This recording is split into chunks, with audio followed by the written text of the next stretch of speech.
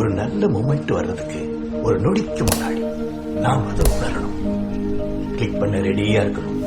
அதுக்காக காத்து எடுக்கிற ஒவ்வொரு ஃப்ரேமும் நீங்கள் ரசித்து வச்சுதான் இருக்கணும், மற்றவனை இம்ப்ரெஸ் பண்ணுறதுக்காக இருக்கக்கூடாது. So make it count, live the moment.